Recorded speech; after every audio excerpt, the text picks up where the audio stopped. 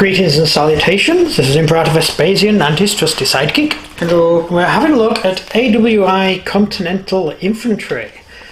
This one is from Perry. We also have the box from Warlord, because we didn't know what the figures were going to be like, so we thought we'd get both lots. Starting off, I showed you in the last video the huge book you get for the British.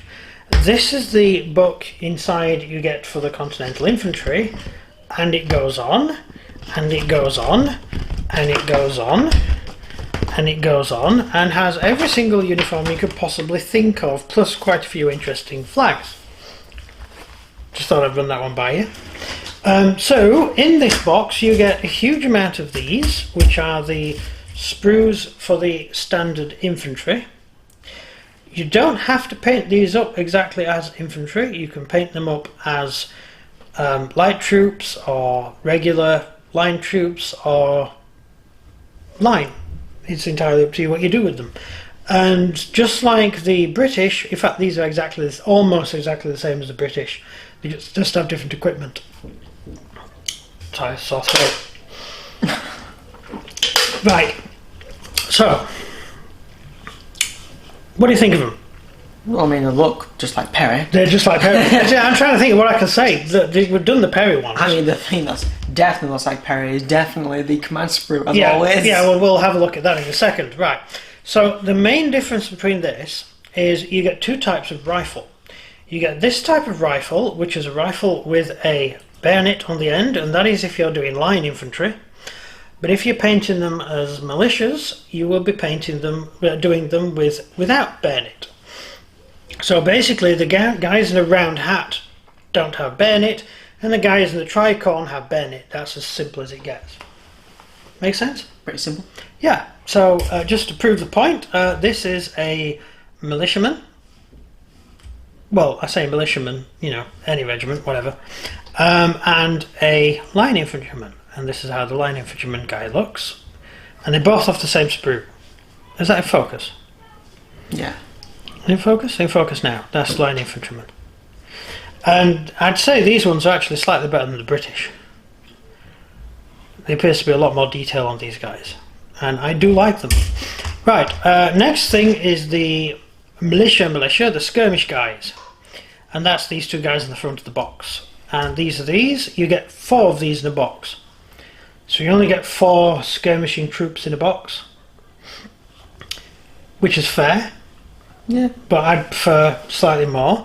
Now with the Warlord version, they have a box for their own, and all of the troops are in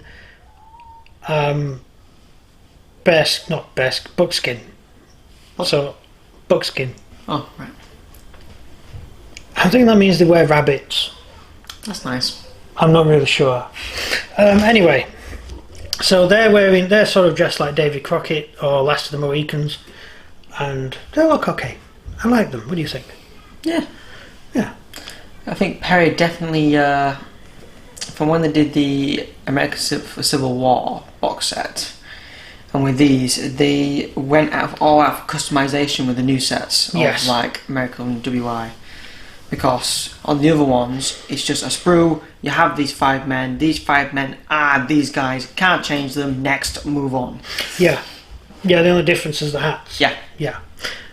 So they have definitely, these guys are great. I like these. And I'd recommend them. Lastly, we have the actual command sprue. And it's the command sprue. Oh, God. They're good. The backs of the officers have no backs. So you actually stick the backs on yourself. I'll just show the back. So you stick the back coat on the back, just there, which is okay. It's cool. It's a good way of doing it. And we have various collections of different arms and stuff to use. The lapels are much more defined than the lapels on the Warlord lapels. Right.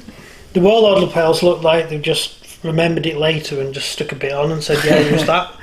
These lapels, they've clearly been designed.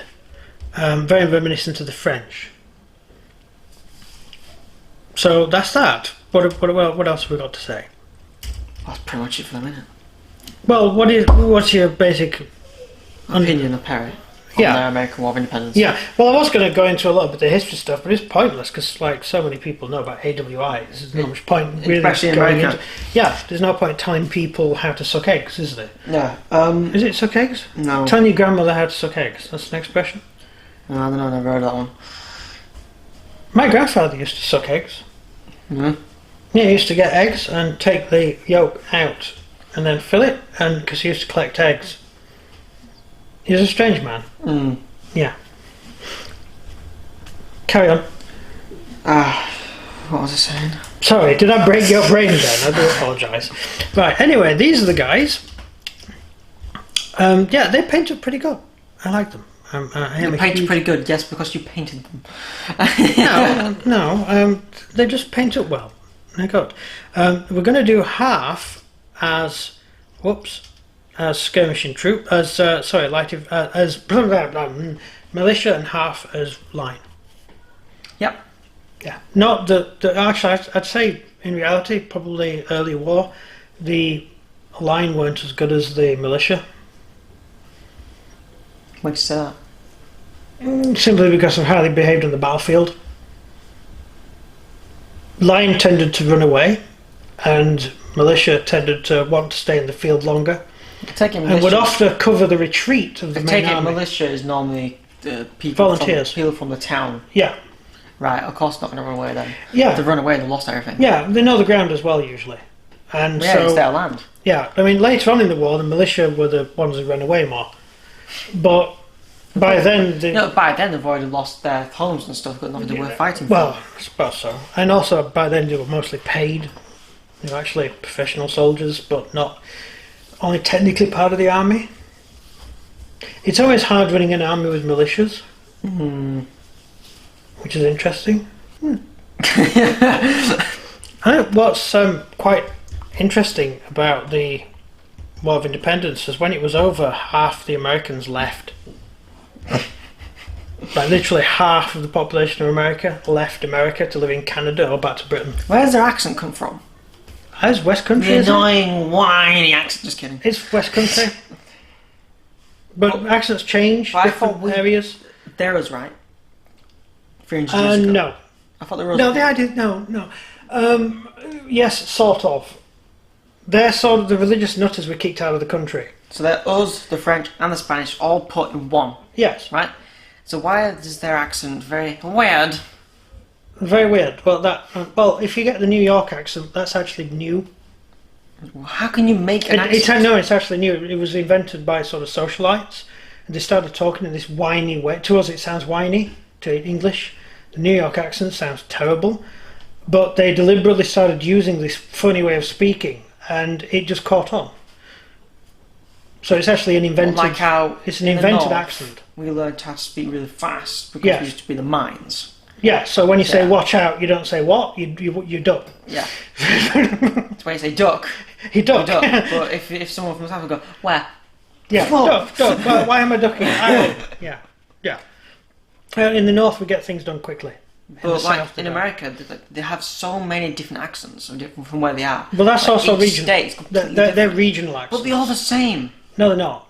There's like thousands of miles between different states. I know. You have planes to go around their own country. Yeah, I know. That's how big it is. It's so big. It's like if Europe was just one big country. Well, that'd be worse. You see, in Europe, we have multiple languages. True. Because we have multiple groups of people who speak different languages. At least in America, they share the same language, which is Spanish, obviously. No, it's English. Don't half the population of America speak Spanish? Oh, they don't call it English, they call it American. Yeah, they can't pronounce words properly. Yeah, everything's different, isn't it? Yeah, they have weird ways of pronouncing words. Sidewalk. Well, that's just an idiom, isn't it? Isn't sidewalk an idiom? We call it pavement. Because it's a paved way, yes. But they call it a sidewalk because it's a walk on. You walk on the side of the road. It's how you'd explain to a child. What else is it? Because Jess speaks American. Yeah, because she's American. So. Is there any other words? Yeah. Why are you marrying an American? too late now. It's too late. Set in stone. Oh God. Anyway, sorry. Wait.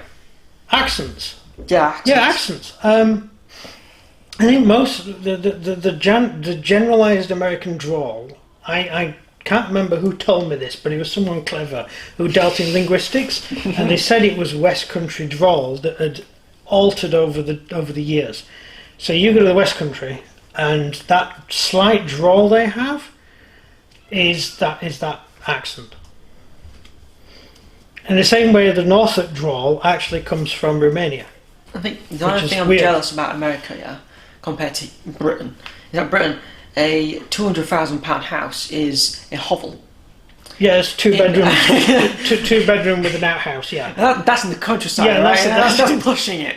Right? Well, in London, that would be a cupboard. Yeah, less than a cupboard. Harry Potter got it lucky. Yeah, he lived in a mansion.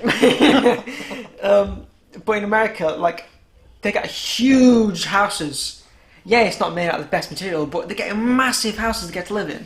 Well, huge amounts of land. If you live in, we mentioned New York. If you live in New York, you live in a 2-bedroom. Yeah, like I just mentioned flat. that. I mentioned in the countryside, you're lucky to get a cheap house that's big. Oh yeah, I get what you mean. You know? Yeah. And in America, countryside, they have all these different houses next to each other. Like there's this one post person that delivered post, my mailman, and he only had one job to deliver just one house, and the one house is so far away. Yeah. There was no land anywhere but that one house. Yeah. And they have huge amounts of tracts of land. Yeah, they do. And Whereas sometimes they have like this one straight road which goes on for so far just to get to one place. See, in England, most of the land is owned by the Queen. Is it? Yes. Oh. In all the farms near us, they're all owned by the Prince of Wales. I thought it was just owned by different farmers. No, all that up that way on Michael's side of the place. All that is Prince of Wales land. He owns all of it. So if you live there, you're a tenant. You're not you may own your house, but you're a tenant. Yeah, it's his land. It's his land. Yeah. So party money goes to him. They also own a huge amount of land in England, massive amounts of land. The rest is owned by farmers, and then the rest is owned by people who own 35 square feet of ground, which they build a house on. I mean, we're lucky. We've got a big house. We've got a big house We've here. got a huge house. But then again, you couldn't buy this house. No one else could ever buy. Someone could ever buy this house. Well, if you look at our house back in Yorkshire, right? It was the same size as this. It's just we had extra floors. We had 4 floors. Yeah, but this And one here we have 2 floors. This one we have grass. We don't have grass in Yorkshire. No, we never had any. No, grass. Yorkshire doesn't have Our grass. garden was literal concrete. Yes, because grass is a strange. People don't know what grass is. When we first came down, I tried to grow grass, and it died instantly. Yeah, when we first came down here, you were sort of, what's that? That green stuff on the floor. And we said it's grass, and you were sort of, what? It grows? It's very vibrant here, isn't it? There's so much greenery. We have here. flowers here. Sorry, Yorkshire's a dump. But it's also very nice when you're there, the community, old community now. You mean the community of people originally When born we were there? there, yeah. Yeah. And then the barbarians arrive and ruin everything. Right. That's everything. Yes. So if you enjoyed the video, please like and subscribe and comment down below what you think of how I know nothing about the American War of Independence. Yep. Yeah, you know absolutely nothing about War of Independence. Just ask me a question about Civil War instead. No. And it's not like we get taught it in schools. No, we don't. And I never got taught once about it. Yeah. Okay. Right. Goodbye. See ya.